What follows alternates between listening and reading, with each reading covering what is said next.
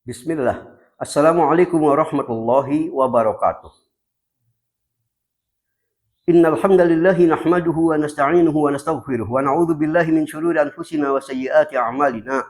Man yahdihillahu fala mudilla lahu wa man yudlilhu fala hadiyalah. Asyhadu an la ilaha illallah wahdahu la syarikalah wa asyhadu anna Muhammadan abduhu wa rasuluhu la nabiyya ba'dah. Allahumma shalli ala Muhammadin wa ala alihi wa ashabihi ajmain wa man tabi'ahum bi ihsanin ila yaumiddin amma ba'd. Fa inna khairal haditsi kitabullah wa khairal hadi hadi Muhammadin sallallahu alaihi wa alihi wasallam wa syarrul umuri muhdatsatuha fa inna kulla muhdatsatin bid'ah wa inna kulla bid'atin dhalalah wa inna kulla dhalalatin finnar. Saudaraku, selalu ana berharap semoga kita semua selalu dalam keadaan baik. Amin. Ikhwana azan ya Allah wa iyyakum. Tentu tak ada seorang pun di antara kita yang pernah berharap ibadah yang selama ini kita bangun mungkin penuh dengan kelelahan itu akan berakhir sia-sia. Tentu kita berharap agar selalu ibadah yang kita bangun dapat Allah kabulkan. Nah, terkait masalah ini, wabil khusus terkait dengan ibadah kurban yang mungkin banyak di antara saudara kita yang tahun ini berniat kurban. Ada 3 persoalan penting yang harus dicatat dan diingat. Ini dalam rangka agar ibadah kurban kita wabil khusus tidak menjadi sia-sia. Pahami perkara ini dengan serius agar ibadah kurban kita sesuai dengan sunnah Nabi Sallallahu Alaihi Wasallam dan ujungnya dapat dikabul oleh Allah Azza wa Jalla. Ketiga perkara ini ana anggap sangat penting untuk diketahui karena 3 persoalan ini kadang banyak yang belum dipahami oleh saudara-saudara kita. Di antara 3 perkara yang ingin ana bahas dalam kajian kali ini dan menjadi sangat penting untuk diketahui oleh kita semua. Yang pertama adalah apakah dalam satu keluarga disunnahkan pula agar masing-masing orang yang ada dalam keluarga itu berkurban dengan seekor hewan kurban. Misal di suatu keluarga terdiri ayah, ibu, anak. Apakah masing-masingnya disunnahkan berkurban dengan 1 ekor kambing? Ataukah cukup 1 orang saja dalam keluarga itu yang berkurban? Yang kedua, persoalan yang penting kita ketahui. Jika dalam 1 rumah yang berkurban 1 orang, kemudian misalkan suami patungan untuk membeli seekor kambing kurban dengan istri atau anaknya, boleh tidak? Pembelian kambing ini patungan tapi suami istri atau anak. Dan yang ketiga, pembahasan yang mau anak angkat dalam kajian kali ini. Bolehkah kalau kita misal memiliki kelebihan rezeki? Lalu di samping kita berkurban khusus untuk keluarga kita, kemudian kita pun berkurban lagi 1 ekor kambing yang kita niatkan khusus untuk orang tua kita yang telah wafat. Ini juga pertanyaan yang paling sering ditanyakan dan harus diketahui. Nah, inilah 3 tema utama yang ingin ana sampaikan dalam kajian kali ini. Kita langsung masuk dalam bahasan pertama, yaitu apakah hewan kurban 1 keluarga itu cukup 1 ekor kambing, ataukah dianjurkan lebih dari 1 ekor kambing? Untuk menjawab pertanyaan ini, mari kita lihat dulu bagaimana ketetapan syariat tentang jumlah hewan kurban.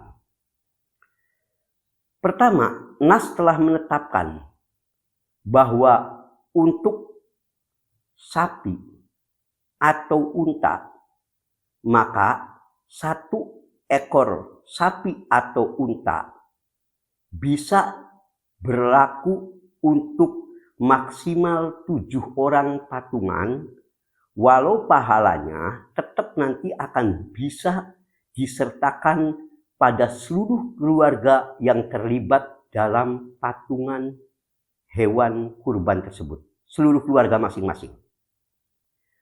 Dengan ketetapan batas orang yang boleh patungan maksimal untuk sapi dan unta itu 7 orang maksimal.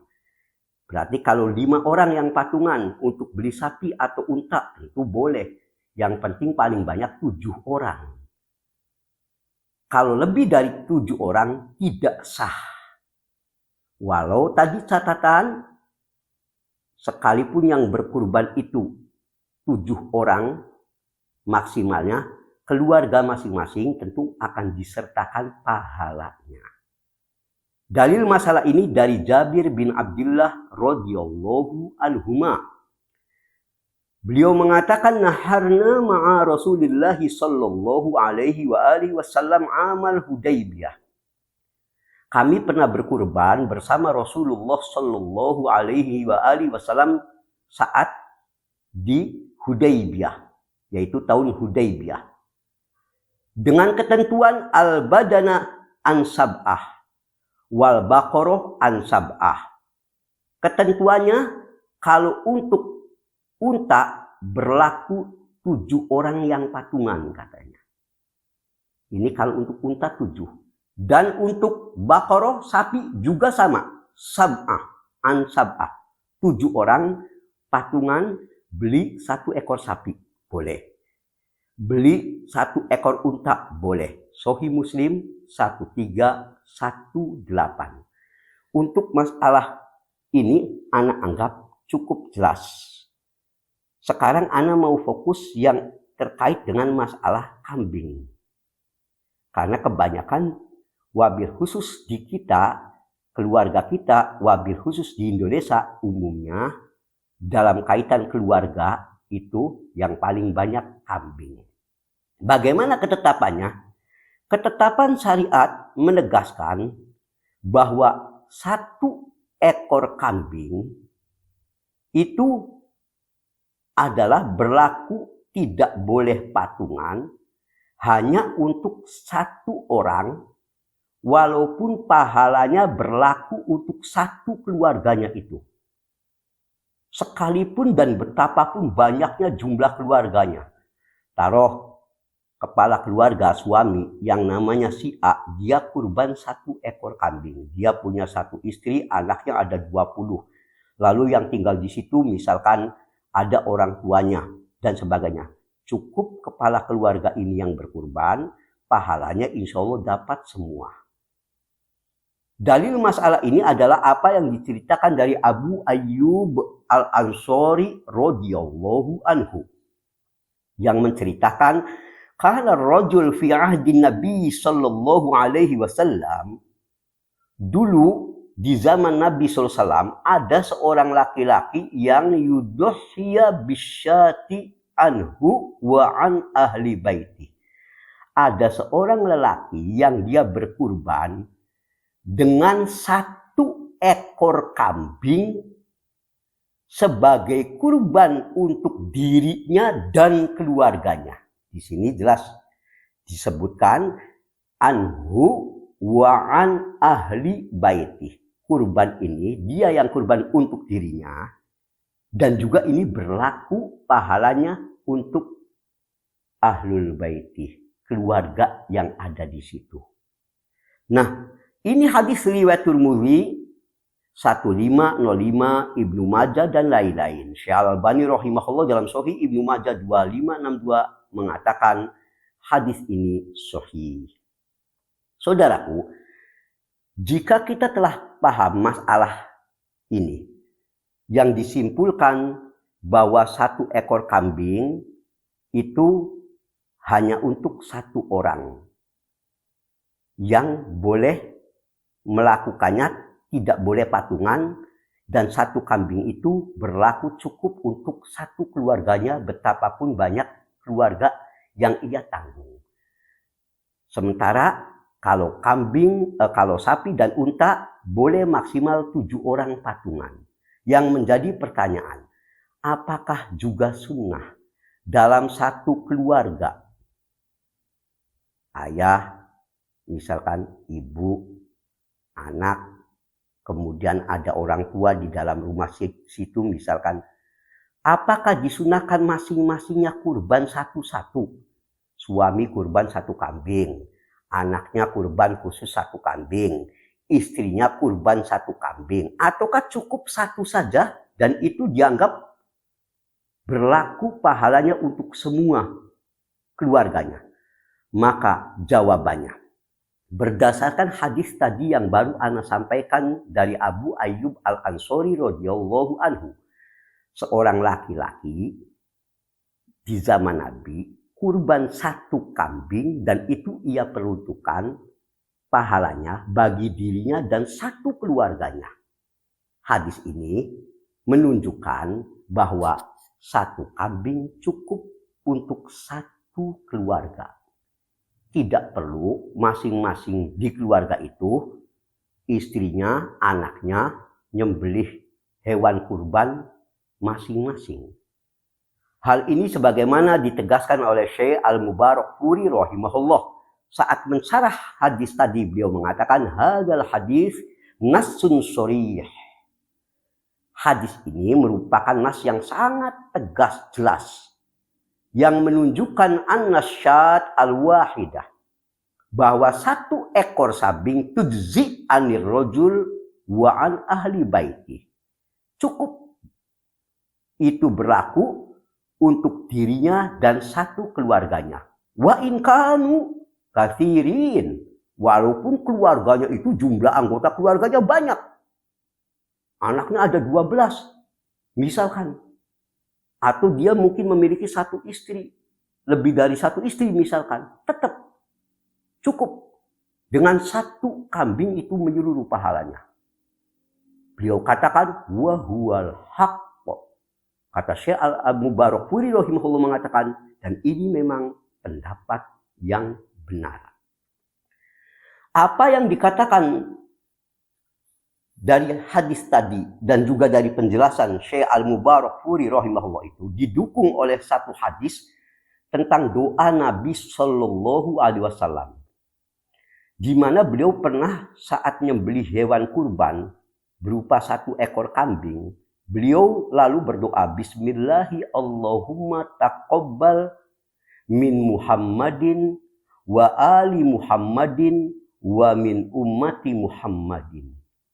Beliau berdoa dengan doa ini saat akan menyembelih 1 hewan kurbannya, yaitu Bismillah Allahumma taqabbal, ya Allah terimalah amal ibadah hewan kurban yang berasal min Muhammadin, dari Muhammad ini sallallahu alaihi wasallam, wa ali Muhammad, dan keluarga Muhammad, wa min ummatin Muhammadin sallallahu alaihi wasallam, dan bagi umat Muhammad sallallahu alaihi wasallam. Sahih Muslim 1967.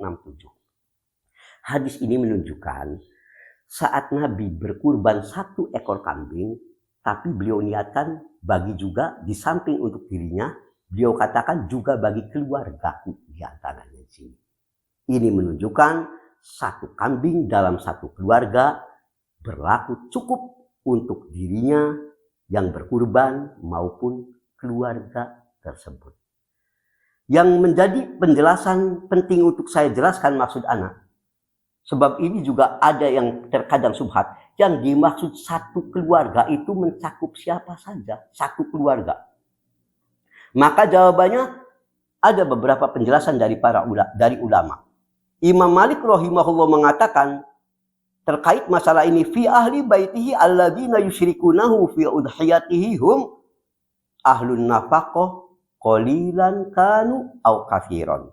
Yang dimaksud 1 keluarga adalah semua yang berada di bawah tanggungan nafkahnya, baik jumlahnya sedikit maupun banyak. Jadi kalau dalam 1 rumah seorang kepala keluarga dia masih di situ ada yang menjadi tanggung jawabnya. Bisa tentu saja istrinya, anaknya, barangkali orang tuanya juga dia yang jamin selama ini untuk makan, minum, dan sebagainya. Maka semua yang masuk ini, kata Imam Malik rahimahullah, ini masuk dalam istilah satu keluarga. Jumlahnya qalilan, sedikit, misalnya anaknya cuma 1-2. Ya, au katsiro, atau jumlah anaknya banyak bahkan, atau keluarganya banyak yang ikut di situ yang dia jamin. Bisa saja keponakannya nggak mampu dirawat oleh dia ikut di situ, maka semua yang jadi tanggungan dia dalam nafkah kehidupan sehari-hari yang tinggal bersama beliau kepala rumah tangga tadi itu ikut masuk penyertaan pahala walau dengan 1 ekor kambing. Sementara itu ada keterangan dari Imam Muhammad bersumber juga dari Imam Malik rahimahullah wa waladihi wa walidayhi al-faqirin. Ini berlaku juga untuk anak wa walidaini, juga untuk kedua orang tuanya terutama yang fakir. Jadi apalagi kalau anaknya ya tak mampu, orang tuanya fakir, tentu masuk pula dalam pengertian satu keluarga. Masuk di situ. Sementara itu ada keterangan yang lain dari Ibnu Hubayb rahimahullah.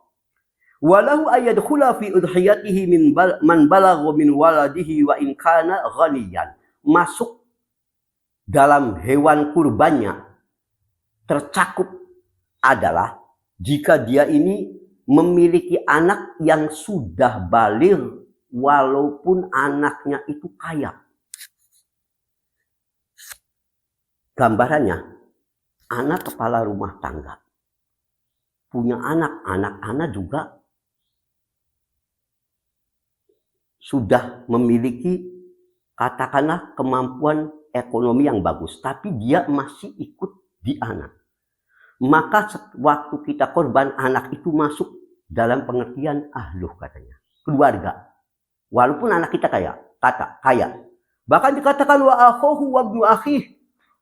Ya, termasuk juga di sini saudara laki-lakinya, anak saudaranya, juga kerabatnya. Idza kanu fi nafaqatihi wa ahli baiti. Jika itu semua masih dalam tanggungannya. Anaknya sudah kerja, tapi tetap dia masih di keluarga itu tadi.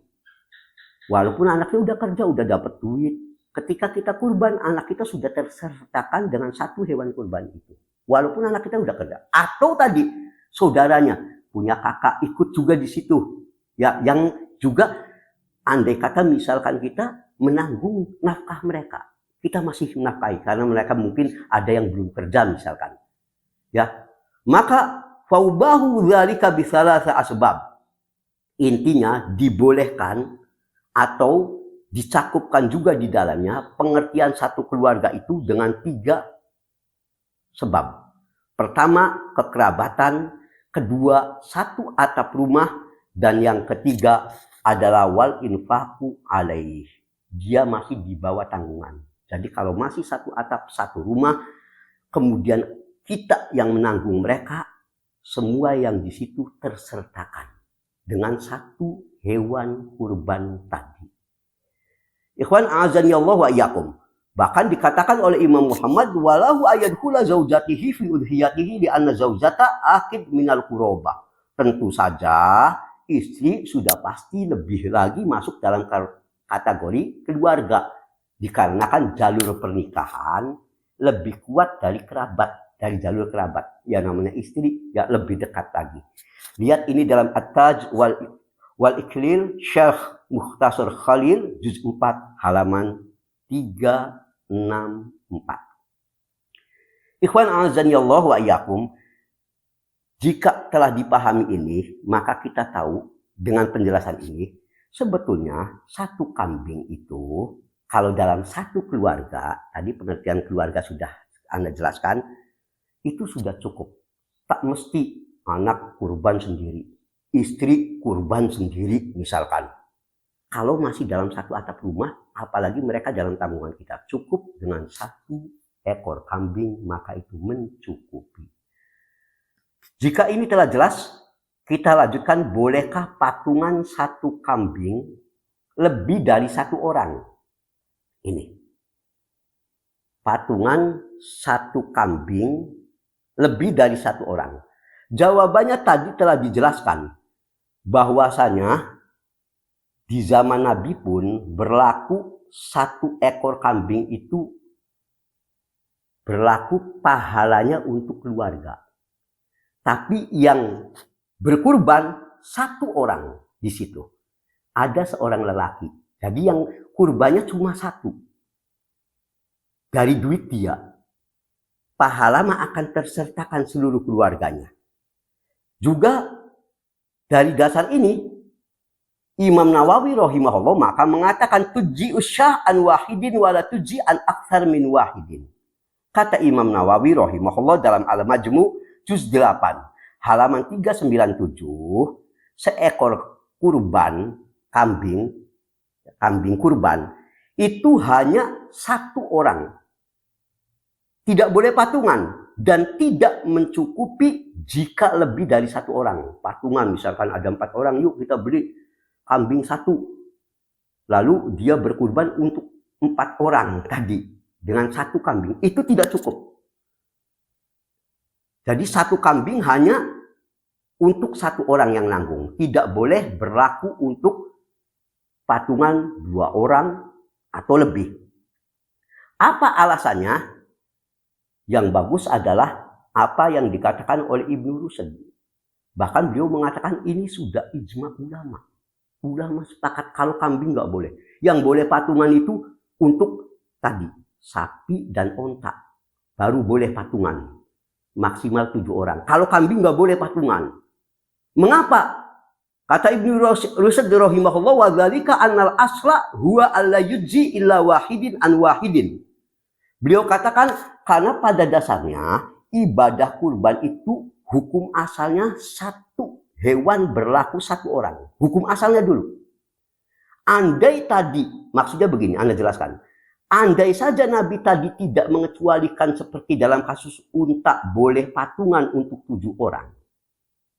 Sapi boleh patungan untuk 7 orang. Niscaya tidak boleh ini kita terapkan pula. Tidak boleh. Tapi karena dikecualikan, berarti hukum asalnya satu hewan kurban itu untuk 1 orang. Seperti dalam kasus ini kambing, 1. Tidak ada keterangan boleh patungan seperti dalam kasus sapi dan unta. Maka ini menunjukkan betul apa yang tadi kata Ibnu Rushd rahimahullah, hukum asalnya adalah la yujzi illa wahidin an wahid. Hukum asal kurban itu satu hewan untuk 1 orang, hukum asalnya. Kecuali kalau nanti ada nas yang memalingkan. Contohnya tadi dalam kasus sapi dan unta. Nabi memberikan kemudahan boleh untuk patungan sampai maksimal 7 orang baru boleh. Kalau tidak seperti kambing hanya 1 orang, ya sudah 1 orang. Maka beliau katakan walidzalika ittafaqu. Karena itu ulama semuanya sepakat. Alaman il istiraki fidzokni. Tentang tidak bolehnya patungan hewan kambing kurban. Nggak boleh. Kalau kambing kurban nggak boleh patungan. Hanya 1. Itu dikatakan oleh Ibnu Rushd rahimahullah dalam Bidayatul Mujtahid halaman 396. Jika ini telah dipahami, ada kasus muncul yang ini menarik dan menurut anak penting untuk kita ketahui.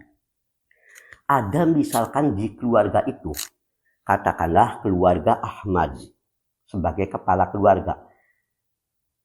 Ahmad ini pengen membeli kambing seharga 3 juta. Harga pasaran 3 juta. Tapi Ahmad baru punya duit 2 juta masalahnya. Misal kata kasusnya. Lalu istrinya ngomong, udah nih nggak apa-apa nih, saya punya 1 juta, yang penting bisa kurban ya. Nih saya bantu 1 juta.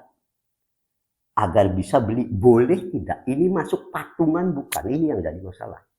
Ini mungkin kasus ini sangat mungkin ya terjadi pada kelas-kelas kita. Atau anaknya sudah punya duit Pak, saya punya duit 1.500.000, harga kambingnya 2.500.000 kurang. Barangkali ibu mau nyumbang, pengen beli kambing nih, atau ke ayahnya, boleh nggak? Atau istrinya mungkin, istrinya semangat pengen kurban, dia nyeleni 1 tahun itu. Harga kambing saat itu 3 juta pasarannya. Istrinya baru ngumpulin 2 juta, lalu dia ngomong ke suaminya misalnya, Mas, ini saya baru pengen kurban nih, harga kambing 3 juta, saya nyelengin 2 juta mas, barangkali main bantu nyumbang 1 juta lagi, atau ke anaknya yang sudah kerja. Ya, wahai anakku, barangkali ini ibu pengen kurban nih, ibu baru punya 2 juta, bisa nggak kamu tambahkan 1 juta lagi? Kita beli kambing, mau kita kurban. Dalam hal ini boleh nggak masuk pengertian patungan? Tidak. Ini hal yang penting untuk kita ketahui, karena sangat mungkin terjadi di tengah-tengah kita. Suami istri serba kurang gitu. Suaminya barangkali nanggung punya duitnya, atau istrinya, atau anaknya gitu. Maka jawabannya adalah boleh dengan syarat tetap nama yang berkurban 1 orang. Jadi kalau katakanlah 1 keluarga ada kepala keluarganya atas nama suami. Suami punya 2 juta, kurang 1 juta. Lalu istrinya dengan kerelaannya, Mas ayo tetap kurban aja. Nih saya alhamdulillah nih punya celengan 1 juta. So kurban aja. Suaminya ngasih kepada untuk membantu. Dalam kasus seperti ini tidak mengapa. Asal nanti atas nama yang kurban tetap suami. Jadi bukan ini patungan hewan kurban kambing antara saya dan istri. Tidak posisi sebagai patungan. Hanya bantuan kesadaran istri atau anak atau kebalikannya gitu intinya. Siapapun yang lebih dominan di situ. Ini pernah ditanyakan kepada Syekh Al-Khudair Hafizahullah. Seorang ulama Saudi yang sudah sangat terkenal. Beliau pernah ditanya, ma hukmu istiraki ma'a zaujati fil udhiyah wa ma hiyal ahkam al martabah 'alaiha. Maksudnya begini, wahai Syekh, apa hukumnya, ini yang nanya suami, keikutsertaan saya dalam kurban istri. Maksudnya istrinya udah punya duit, pengen kurban, niat kurban, cuma duitnya kurang, lalu saya sebagai suami mau bantu aja. Tadi dalam kasus yang seperti saya contohkan, harga kambing 3 juta, istrinya punya duit 2 juta. Nah, saya pengen bantu aja ini mah, bantu pembelian hewan kurbannya. Nih, pembelian itu. Boleh enggak? Maka beliau Syekh Al-Khudair Hafizahullah menjawab. Begini, beliau jawab dengan beberapa ketetapan. Idza duha sahibul bait, jika sohibul bait berkurban, sebutnya cukup hadhil adhiyah anhu wa an ahli baiti. Jika sohibul bait berkurban, kurbannya itu dianggap cukup untuk diri dan keluarganya. Ini kaidah dasar seperti yang tadi saya cukup. Fa idza duha zauja anhu wa an ahli baiti kaffathu wa la yaljum an tudhil mar'ah adhiyatan tahussuha. Maka jika misal di situ suaminya telah kurban, nih suami udah kurban, untuk dirinya dan keluarganya tentu, maka kurban tersebut sebetulnya sudah cukup. Sang istri tak wajib untuk kurban khusus bagi dirinya, katanya. Wala yalzam an tudhil mar'ah, istrinya nggak usah, saya juga pengen kurban khusus lagi. Cukup Anda, karena tadi suami Anda sudah mencukupi kurban.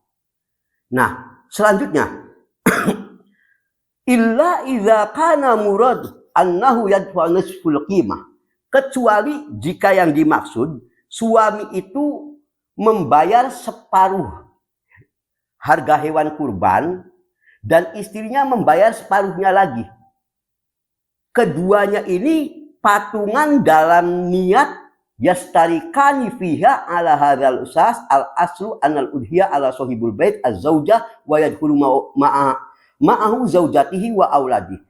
Kalau ini niatnya adalah untuk menolong, patungan di sini untuk menolong karena kekurangan dana antara suami dan istrinya, maka di situ dikatakan itu tidak mengapa. Dengan dasar hukum asalnya kurban itu tetap bagi sohibul bait. Dalam hal ini nanti suaminya saja. Istri dan anaknya tetap akan disertakan. Jadi lakin idza kana min babi ta'awun wa huwa la yastati wa la yudriku qimatul hudiyah, jika dilihat dari sisi saling membantu, ia tak membayar, tak mampu beli hewan kurban full, harus dibantu, dan istrinya misalkan pengen membantu, fala mani min dzalik, itu tidak mengapa.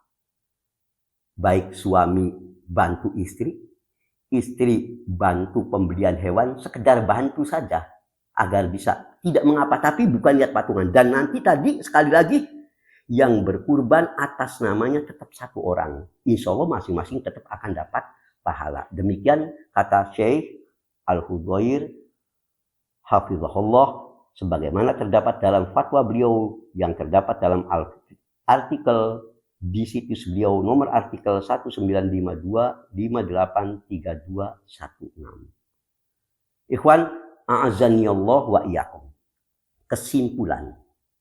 Kesimpulan yang dalam bab ini, jika suami, istri, atau anak dalam satu keluarga tadi pengen kurban, uangnya kurang, lalu ada yang ingin istrinya atau anaknya bantu, selagi nanti di atas namakan yang kurbannya satu, misalkan dalam hal ini suami sebagai kepala keluarga, maka boleh. Ini tidak masuk patungan yang dilarang, tapi sisi musa'adah, mendukung saja, menyokong.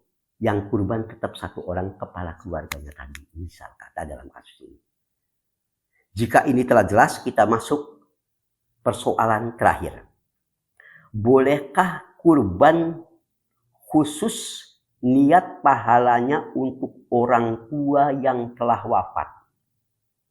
Boleh jadi di antara kita ada yang karena mungkin dia memiliki kekayaan lebih, rezeki lebih, atau tahun ini saya pengen kurban, tapi saya niatkan khusus kurban ini untuk orang tua saya yang telah wafat. Apakah ini sesuai dengan sunnah?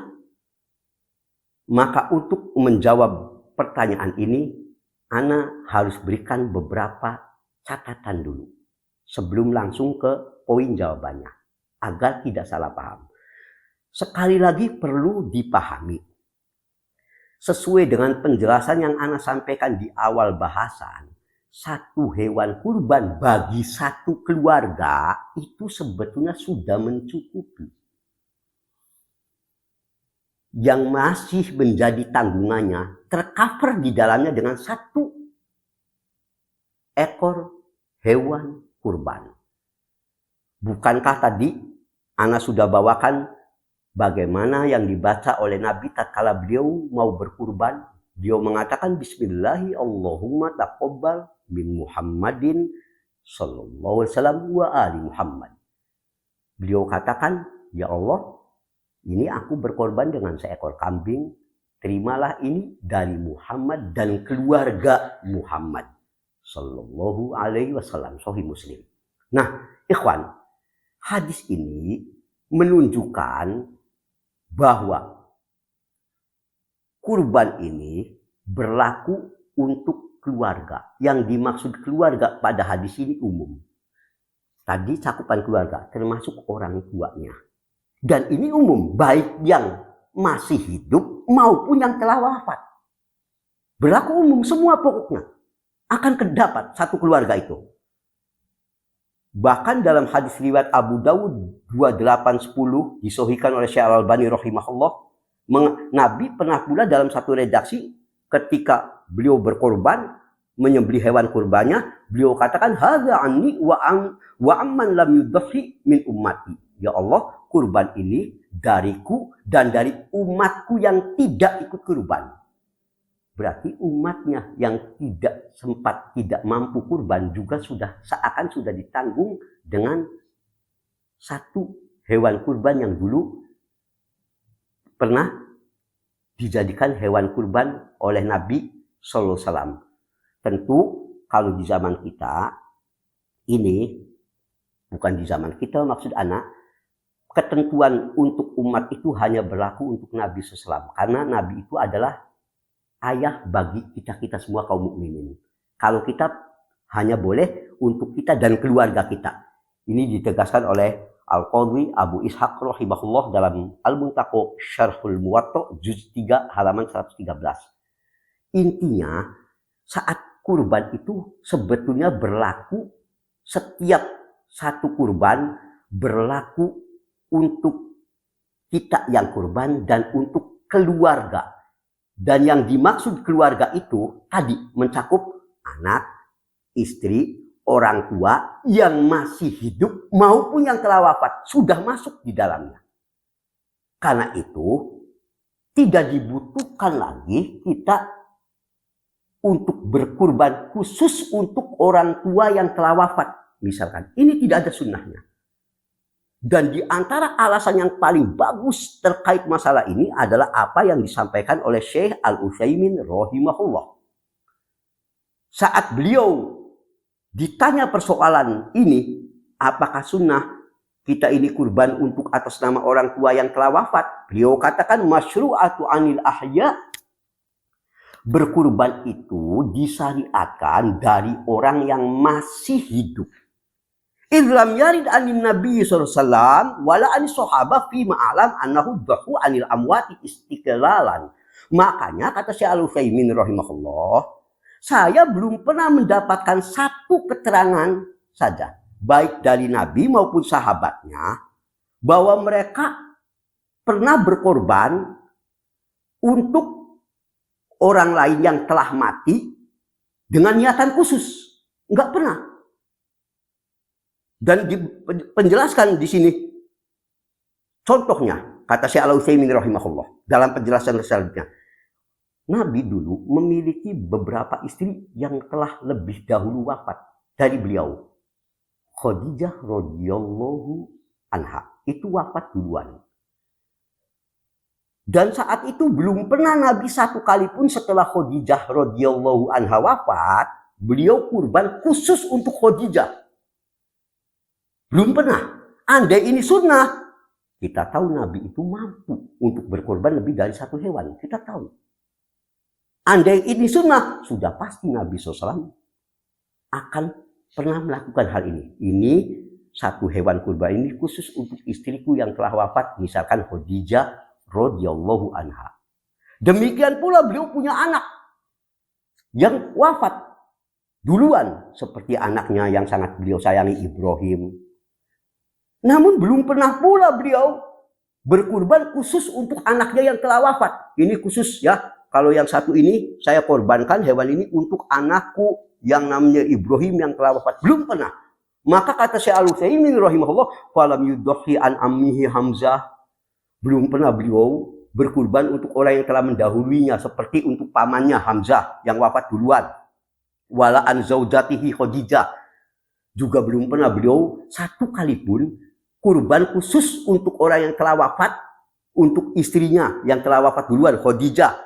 Wala an zaujatihi Zainab bintu Huzaimah, atau untuk istrinya yang lain yang wafat duluan juga selain Khadijah, seperti Zainab di sini wafat duluan. Tapi belum pernah di hari-hari beliau saat hidup kurban khusus untuk yang telah mati, untuk istri yang disayanginya. Wala an banatihi salas. Juga belum pernah beliau berkurban khusus untuk orang yang telah wafat dari 3 anaknya yang telah wafat duluan. Belum pernah itu lakukan. Wala an auladihi radhiyallahu anhum. Juga belum pernah untuk anak-anaknya yang lain.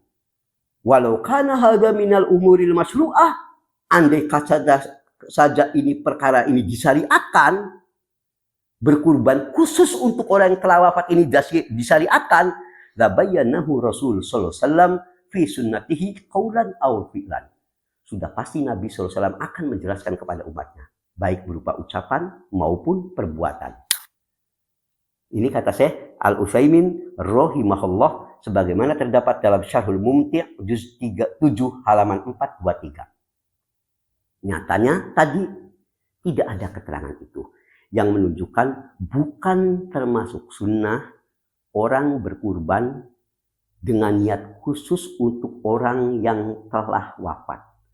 Baik itu yang telah wafat itu kedua orang tuanya, istri yang disayanginya, anak yang disayanginya. Tidak perlu kita niat khusus kurban untuk mereka yang telah wafat.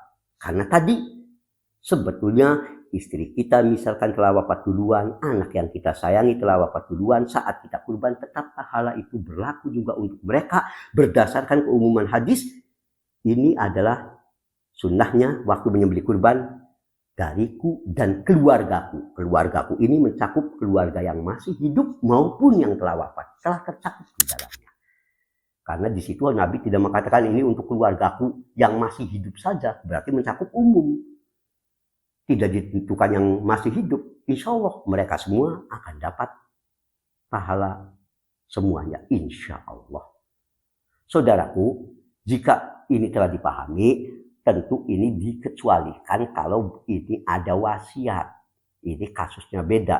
Misalnya orang tua kita sebelum wafatnya dia wasiat. Anakku kalau tahu ini, aku ini keburu wafat, lalu datang Idul Adha, tolong aku wasiatkan kurbanlah untukku. Maka ini harus dijalankan bukan karena syariat berlaku untuk kurban untuk orang yang telah wafat, tapi karena pelaksanaan wasiat yang tidak menentang kitab dan sunnah harus dijalankan untuk kasus wasiat. Kalau tidak ada wasiat sebelumnya, maka sesungguhnya berkurban untuk orang yang telah wafat ini tidak ada sunnahnya. Perhatikan hal ini agar ibadah kita tidak menjadi sia-sia. Mudah-mudahan apa yang Ana sampaikan ini dapat menjadi panduan kita dalam beribadah sehingga ibadah kita dapat diterima oleh Allah Azza wa Jalla. Akhirnya Ana cukupkan kajian kali ini dengan subhanakallahumma wa bihamdik.